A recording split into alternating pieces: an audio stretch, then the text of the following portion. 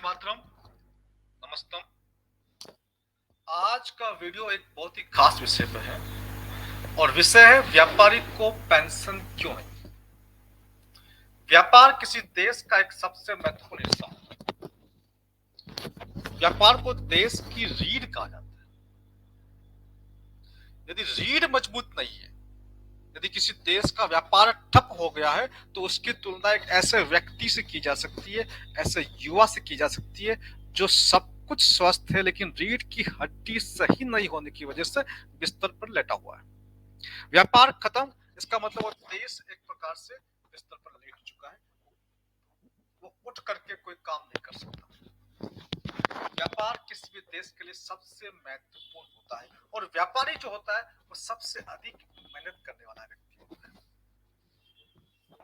जो लोग प्राइवेट में जॉब्स करते हैं, नौकरी करते हैं, 7 घंटा 8 घंटा 9 घंटे की जॉब करते हैं, जो सरकारी कर्मचारी होते हैं वो 2-4 घंटों की जॉब करते हैं, लेकिन जो व्यापारी होता है वो 18 घंटे 20 घंटे जॉब करता है, सुबह से लेकर शाम तक लगा रहता है, फिर भी उसको पेंशन नहीं मिलती। उसके पीछे हाथ मतलब पीछे हाथ बिल्कुल पीछे पड़ जाते हैं पुलिस वाले, सेल टैक्स वाले। मैं आपको एक एग्जांपल देता हूँ। मान लीजिए एक व्यापारी एक टमाटर बेचता है, कहीं से टमाटर लेके आया ट्रक के अंदर, पुलिस वाला उसकी गाड़ी को रोक देगा, उसको पता है कि ये टमाटर कुछ घंटों में तो खराब हो जाएंगे। बेचारा हाथ जोड़ करके रिश्वत दे करके, रिश्वत भी देगा, हाथ भी जोड़ेगा, तब जाकर के अपनी गाड़ी को बाहर निकाल पाता है। सेल टैक्स के इंस्पेक्टर उसके पीछे पड़े रहते हैं, वो आ, आ, तमाम तरह के पुलिस या कोई भी व्यक्ति जब जब चाहे उसको रोक लेता है। और व्यापारी ही होता है जो सबका पोषण करता है, समाज का पोषण करता है। कभी कुछ मंदिरों में कुछ काम होता है तो चंदा देता है, साधु संतों का पोषण करता है, और उसे ही खास तौर से भारत के अंदर बड़ी हेय दृष्टि से देखा जाता है। और तो और उसकी मेहनत का सम्मान करने की बजाय उसे दुत्कार मिलती है और उसको पेंशन तो बहुत दूर की बात है। ऐसी स्थिति में हमारे जैसे मान लीजिए कि हमारे पास जीएसटी है, इनका कलेक्शन है 5%, 12%, 18%, 28%। तो ये जो है ये व्यापारी ही तो देता है। व्यापारी 18% 28% टैक्स दे देता है, जबकि उसकी खुद की इनकम 18% नहीं है।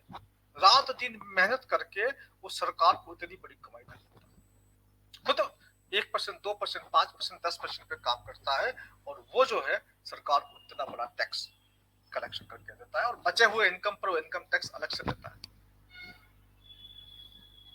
किसी भी देश की तरक्की करनी है तो उसके व्यापार के स्पीड को 2 गुना कर देना चाहिए। अगर व्यापार का स्पीड जो है, बिजनेस का जो स्पीड अगर डबल हो जाए, जगह जगह रुकावटें कम हो जाए, तो निश्चित तौर से उस देश की ग्रोथ रेट भी दुगुनी हो जाएगी। परंतु व्यापारी को तो कुछ मिलता ही नहीं है। तो आज का यह वीडियो खास तौर से है कि हम लोग किस प्रकार से देश के व्यापारियों को पेंशन दे सकते हैं। मैं आप लोगों को सामने एक योजना लेके आया हूं और मैं चाहूंगा कि इस योजना को देश के तमाम व्यापारियों के पास इस योजना को भेजा जाए। योजना ये है मित्रों कि हम अपने देश के व्यापारियों को एक अच्छी पेंशन दे सकते हैं। कैसे? जैसे मान लीजिए एक व्यापारी जिसके पास जीएसटी नंबर है, वो जीएसटी पे करता है सरकार को 5%, 12%, 18%, 28%। वो जितनी जीएसटी पे करता है हर महीने सरकार को, जो जीएसटी देता है उसका 5%, ओनली 5% उसके नाम से एक पेंशन अकाउंट बना दिया जाए और उस 5% राशि को उसके अंदर ट्रांसफर किया जाए।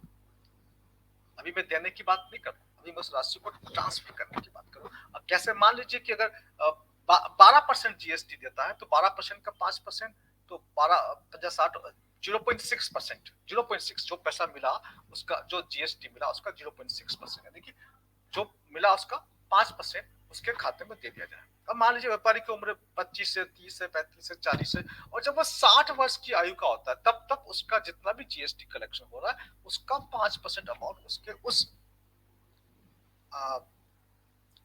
पेंशन अकाउंट में जमा करा दिया जाए। और जब वो 60 वर्ष की आयु का होता है तो उसके बाद उस टोटल अमाउंट का जो इंटरेस्ट बनता है, जो ब्याज बनता है, वो ब्याज उसको पर मंथ उसको जो है एज ए पेंशन दी जाए।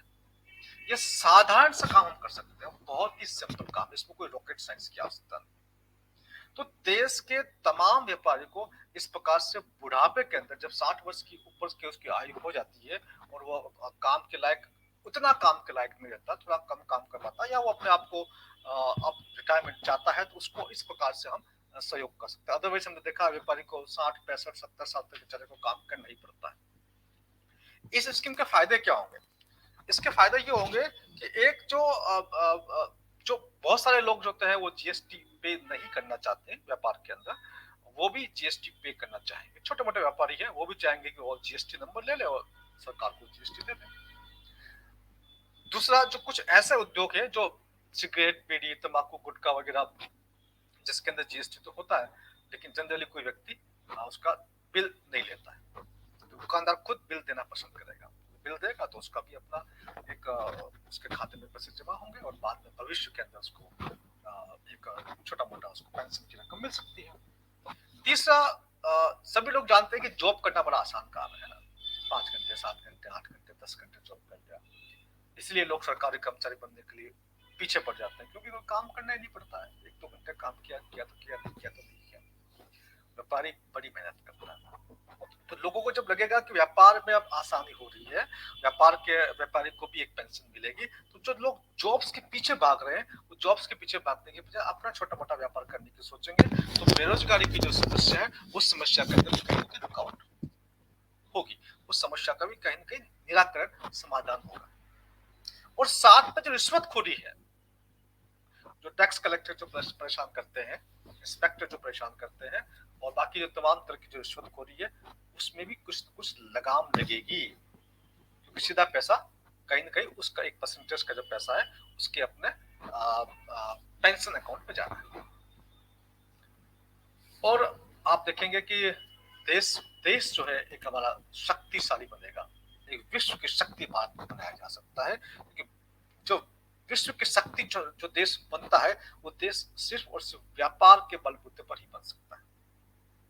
हम इस देश को एक महान शक्तिशाली राष्ट्र बना सकते हैं अपने व्यापारियों की थोड़ी बहुत मदद करके, बुढ़ापे के अंदर उनको पेंशन दे करके। मित्रों, मेरी ये योजना है, और मुझे मेरे एक अच्छे मित्र ने ये बात पूरी स्कीम मुझे बताई थी, मुझे बड़ी अच्छी लगी। मैं उनका अभिवादन करता हूँ और उनको धन्यवाद देता हूँ। और इस योजना का अधिक से अधिक प्रचार प्रसार किया जाए, और खास तौर से जो भी व्यापारी बंधु है उनसे मेरा विशेष अनुरोध है कि इस वीडियो का अधिक से अधिक प्रचार प्रसार करें। वंदे मातरम, नमस्तम, जय हिंद।